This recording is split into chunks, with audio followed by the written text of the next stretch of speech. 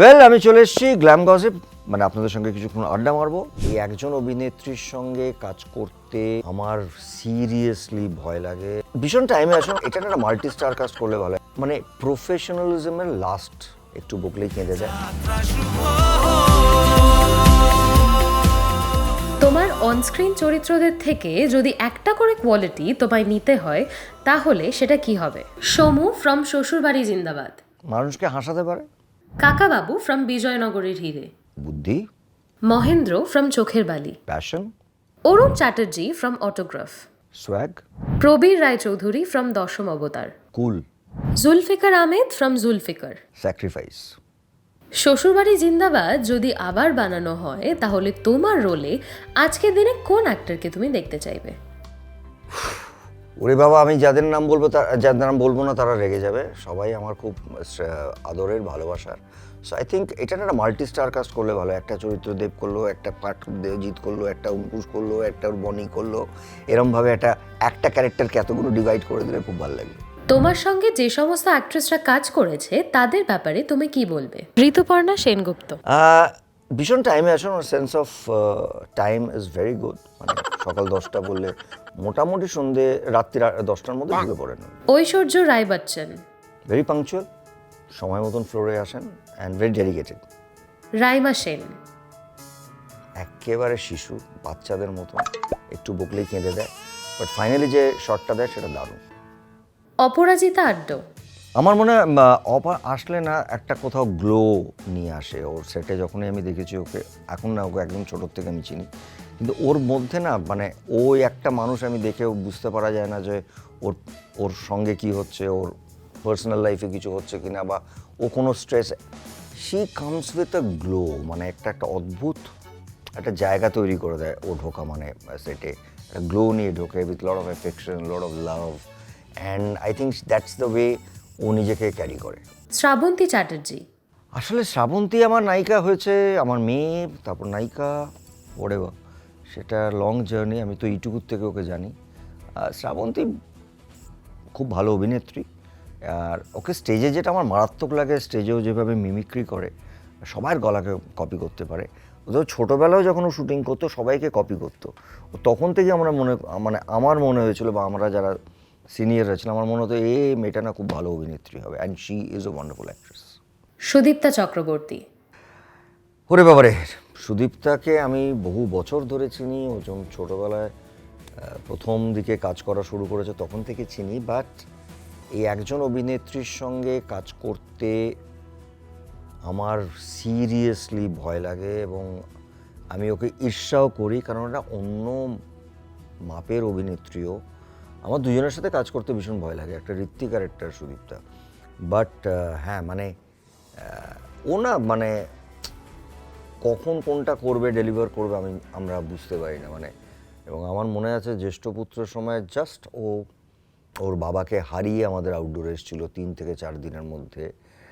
এবং ওই যে কান্নার সিনটাও সেটা তো একটু মানসিক রুগী, সেখান থেকে বেরিয়ে এসে বাবা বলে যে কান্নাটা কেঁদেছিল, মানে আমাদের বাবার বডিটা পড়ে আছে এরকম দৃশ্য ছিল।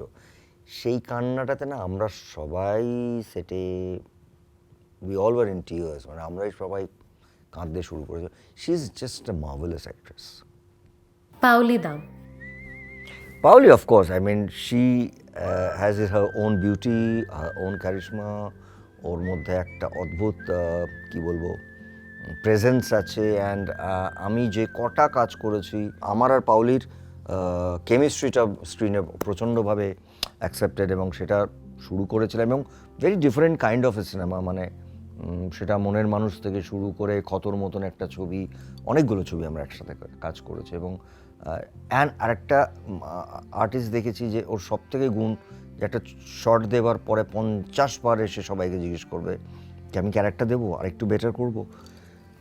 Very dedicated. আর ওর একটাই বলে, ও যেভাবে ও নিজেকে মেনটেন করে অ্যাক্টিং করেছে, বা ওর যে প্রেজেন্সটা, ওকে ভাবে সবাই যে ওকে দিয়ে এই ধরনের চরিত্র করানো যায়। কিন্তু আমার মনে হয় ওকে দিয়ে যদি কেউ কমেডি ট্রাই করে, she is marvellous in comedy. অদ্ভুতভাবে কেউ ট্রাই করে না, but she is a wonderful actress. Jaya Ahsan. Jaya very calculative, perfect. আমি ওর সঙ্গে যেটুকু কাজ করেছি এবং খুব ইম্পর্টেন্ট ছবি করেছি, একদম তৈরি হয়ে আসে, মানে হয় না একদম অ্যাক্টার্স প্রিপেয়ারের মতন, মানে পুরোটা তৈরি। জয়ার একটা অদ্ভুত দিক আছে, জয়া কোনোদিনই মোটা হয় না, এত এত রসগোল্লা খায়। আমি একদিন জিজ্ঞেস করলাম তুই এত রসগোল্লা, ও যখনই সময় পায় খায়, কিন্তু ওর গায়ে ফ্যাট ধরে না, মানে ঈর্ষা করার মতো না, এত এত খেতে ভালোবাসে। বলে না বৌমা আমি তো খাই, আমি তুই তো আসনও করিস না, এক্সারসাইজও করিস না। না আমি খেতে ভালোবাসি, আমার কিছু হয় না, ভালো, নাইস। রচনা ব্যানার্জি। রচনার প্রথম অবশ্য একটা ছবিতে আমি কাজ করেছিলাম বাংলা, বহুদিন আগে। তারপর রচনা অনেকটা দিন কলকাতার বাইরে, বাংলার বাইরে কাজ করেছে, সাউথে, উড়িষ্যায়। তারপরে রচনা ফিরে এলো বাংলা ছবিতে। আমার প্রথম একটা আউটডোর ছিল চেন্নাইতে। আমি লাঞ্চ টাইমে আমি বলবো বৌমা আমার ঘরে এসো। আর রচনাকে সাউথে সবাই খুব চেনে, বড় বড় হিরোদের সাথে কাজ করেছে। আমি গিয়ে দেখি ওর মেকআপ রুমে, একটা হিরোইনের মেকআপ রুমে ও মাটিতে বসে আছে, আর যতটা দূর অবধি চোখ যায় শুধু টিফিন ক্যারিয়ারে খাওয়া। বললাম রচনা তুই এরম খাওয়া, না আমি তো খাবো না। আমি আর একটা হচ্ছে রচনা আম বা টক দেখলেই পাগল হয়ে যায়, মানে ওকে যদি কোনো টক জিনিস দিয়ে যাওয়া যায় ও খেয়েই যায়।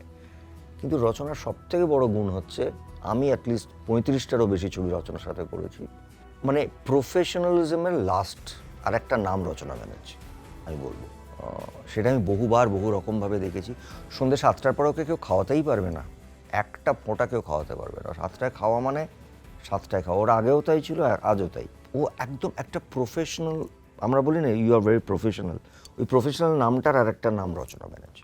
অর্পিতা চ্যাটার্জি।